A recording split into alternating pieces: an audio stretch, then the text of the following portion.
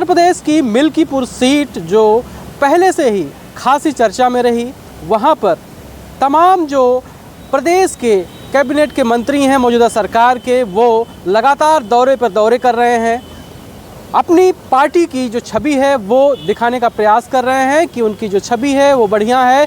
पिछले जो कैंडिडेट थे बाबा गोरखनाथ मिल्कीपुर से, उनका टिकट काट के उन्होंने नया चेहरा दिया है चंद्रभानु पासवान के रूप में। तो कहीं ना कहीं जो क्षेत्र के लोग हैं इस बात से खुश हैं कि जो कैंडिडेट का जो चेहरा है वो बीजेपी ने एक नया दिया है। वहीं अजीत प्रसाद जो अवधेश प्रसाद के बेटे हैं वो काफ़ी कॉन्फिडेंट हैं कि जिस तरह से मोदी के लहर के बावजूद जो है अयोध्या में राम मंदिर रामलला की प्राण प्रतिष्ठा के बावजूद भी अवधेश प्रसाद ने ये फैज़ाबाद की जो सीट है वो जीत ली थी।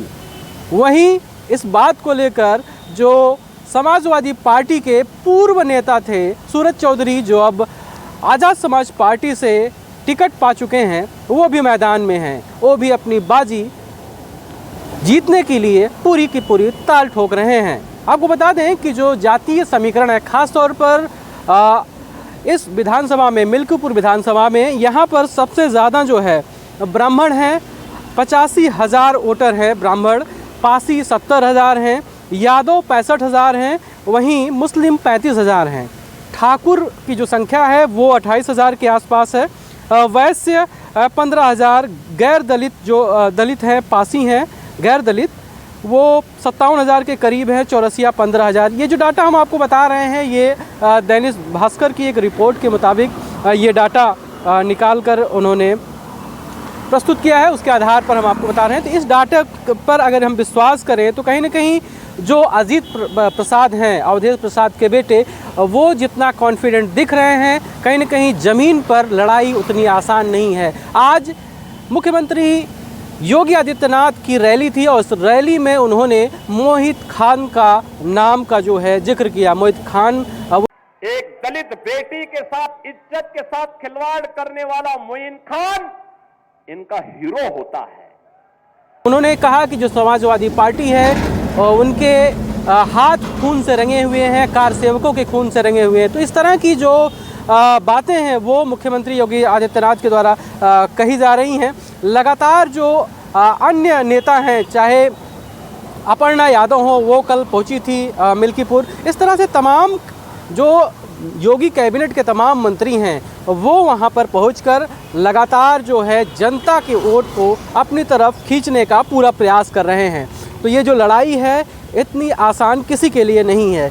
यहाँ पर किसी के अपनी साख बचाने की बात है तो कोई जो है अपने प्रतिष्ठा से जोड़कर देख रहा है, और कोई 2027 के लिए एक निर्णायक चुनाव इसे देख रहा है। तो आप देखिए कि दिल्ली में जिस तरह से चुनावी प्रचार जो है चल रहा है, लगातार योगी आदित्यनाथ वहाँ पर दौरे कर रहे हैं, रैलियाँ कर रहे हैं।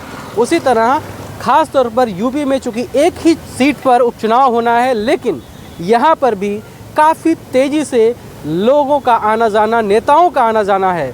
चाहे बीजेपी की बात करें तो उन्होंने भी यहाँ पर पूरा डेरा डाल रखा है। जो समाजवादी पार्टी है उसके भी तमाम नेता यहाँ पर पहुँच रहे हैं, चाहे सांसद हों चाहे विधायक हों, सभी जो है यहाँ पर पहुँचकर और अपनी अपनी बातें रख रहे हैं। तो तमाम तरह के प्रचार करने के जो लोग हैं, प्रचार करने के जो तंत्र विकसित किया जा रहा है, अभी धीरे धीरे आगे बढ़ रहा है। तो प्रचार का जो तंत्र है वो किस तरह से आम आदमी को कितना लुभा पाता है ये तो 8 तारीख को ही पता चलेगा। लेकिन जिस तरह से जातीय जो समीकरण है, वहाँ पर एक जातीय समीकरण की बड़ी बात है, जिसकी वजह से उस जातीय जो समीकरण है उसके आधार पर लोग पार्टियों की तरफ झुकेंगे। वहीं इसे जो है रामलला के जो प्राण प्रतिष्ठा है, क्योंकि 22 जनवरी अभी हाल ही में गुजरी है और वर्षी थी प्राण प्रतिष्ठा की, और उसको भी कहीं ना कहीं याद दिलाया जा रहा है कि जिस तरह से पिछली बार भूल हुई, ये जेहन में बिठाने का प्रयास किया जा रहा है, वो भूल इस बार नहीं होनी चाहिए। तो कहीं ना कहीं इस तरह से जनता को मोटिवेट करके अपने पाले में वोट लेने की कोशिश बीजेपी भी कर रही है। वैसे कहा यह भी जाता है कि जो उपचुनाव होते हैं वो सरकार के चुनाव होते हैं। खासतौर पर ओम प्रकाश राजभर पिछले जो 9 सीटों पर उपचुनाव हुए तो उसमें 7 बीजेपी जीती थी, 2 जो है समाजवादी पार्टी के खाते में सीट गई थी।